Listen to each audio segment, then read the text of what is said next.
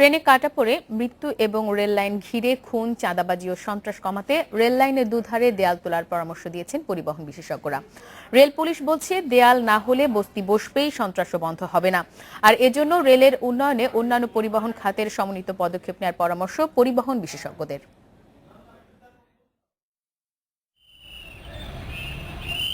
রাজধানীর ৩৫ কিলোমিটার রেলপথের ২৩টি রেল ক্রসিং অবৈধ।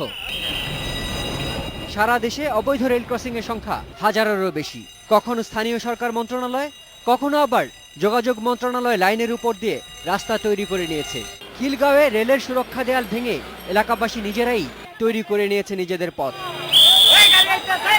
এসব ক্রসিং সুরক্ষিত না হওয়ায় গেল ৩ বছরে ৮ শতাধিক দুর্ঘটনা ঘটেছে। দুই পাশে ওয়াল নির্মাণ করা দরকার এবং আরও এটা পাহারা দেওয়ার জন্য আরও বেশি সিকিউরিটি ম্যান দরকার। রেল পুলিশ বলছে, রেল লাইনের দুর্ঘটনা, খুন ও সন্ত্রাসের প্রধান কারণ অপরিকল্পিত ক্রসিং এবং রেল লাইন ঘিরে থাকা বস্তি। এই বস্তিগুলো উঠাই দাও, ঢাকা শহরে 80% অপরাধ কমে যাবে। রাজধানীকে পৃথক রেল যোগাযোগের আওতায় আনার কথা বলছেন পরিবহন বিশেষজ্ঞরা।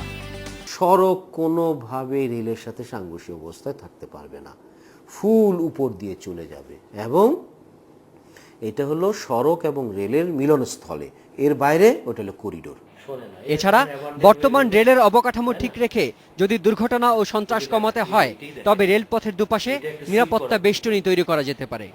এই স্টেশন, ওদের কমলাপুর স্টেশন ধরেন, এটা এই যে রাস্তা দিয়ে যাচ্ছে, এটা কি সিল করা? এদেরও তো বসতি আছে। রেল যোগাযোগের জন্য যে ভর্তুকির প্রয়োজন হবে তা মেটাতে অবৈধ দখলে থাকা রেলের জমি উদ্ধার করে তা লাভজনক খাতে ইজারা দেওয়ার পরামর্শ বিশেষজ্ঞদের। শিমুল বাশার, ইন্ডিপেন্ডেন্ট নিউজ, ঢাকা।